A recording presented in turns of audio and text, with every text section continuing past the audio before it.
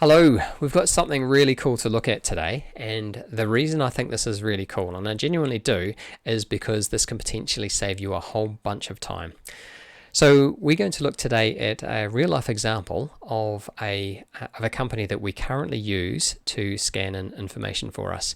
And when they do that, they take information and they put it into different fields. Now, when they do this, sometimes they get it right, sometimes they get it wrong. So they've got a degree of accuracy for those fields they bring in. So what I want to know is how many of those documents do I need to pull out to be quite comfortable of how accurate they're getting it. I'm going to look at that today.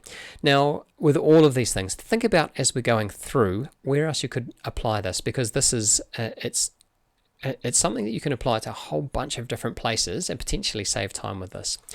Now, quite basic tools we're going to use here. We're going to look at how much those examples vary. That's sort of the key thing, and when we do that we use the standard deviation for that, and we'll touch on how to pull that out in a second.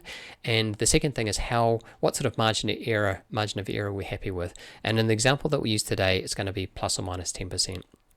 So it sounds big and scary. Formula we use is actually quite straightforward, and I just want to reassure you that it's probably a lot more intuitive for you than you realize. And the example that comes to mind for me is, imagine you've started at a new job. It's your first day at a new job. You need to use the bathroom. So you walk down the hall to the bathroom and you see there's a bathroom on the left, a bathroom on the right, but for some reason the signs have been removed, so you don't know which is male, which is female. So what you do, you probably wouldn't, you might not go in there because it's your first day of work, you're feeling a bit apprehensive. Instead, you decide you want to hang back and then see who goes in and comes out of those bathrooms. You're not going to wait for 30 people to go in and out before you make your decision. As soon as you see the first person going in and coming out, or going in or coming out, you're going to have a fairly good idea of which is male and which is female bathroom.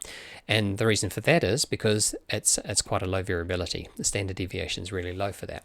So we're actually going to work now on the formula that'll tell you how many you need to how many examples we need to look at in order to have a good idea of what's going on. So the first thing we're going to do is we're going to look at this process, these documents that we get scanned in, and we're just going to take out just a random selection of those documents to see how accurate they've been, and from that we'll be able to get an idea of what the standard deviation is. So that's the first piece we need.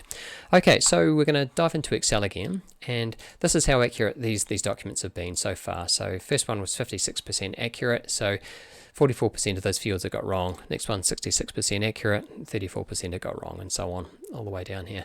So we only need the standard deviation here, so we're going to use the standard deviation formula, standard deviation, and because we've just taken a snapshot, just a sample of some of these, we're going to use standard deviation.s.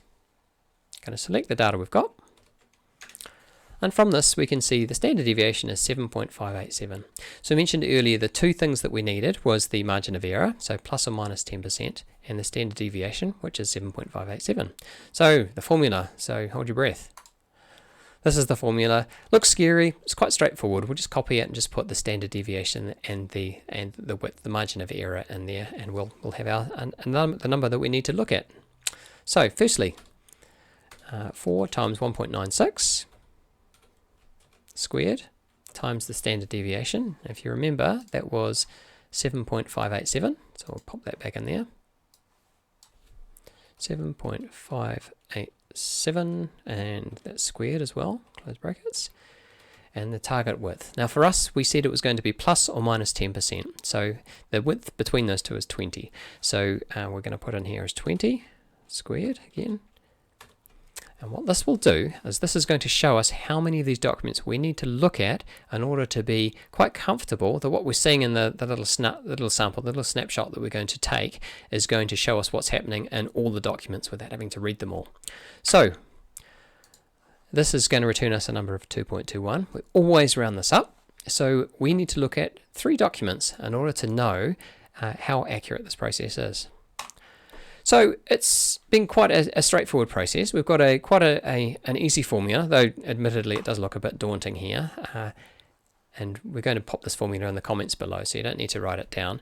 But this will allow us to see how many of these documents we need to look at in order to be quite comfortable that what we're looking at in the sample is showing us what's happening in the full world without having to read every single document.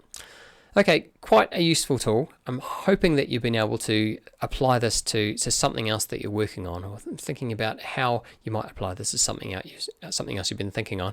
Got any queries about this? Drop them in the comments below, and I'll respond as early as I can. But all the best with this.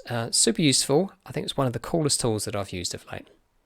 Understand My Data is a New Zealand business that helps you make decisions using your own data and artificial intelligence. It lets you see things you haven't been able to spot before.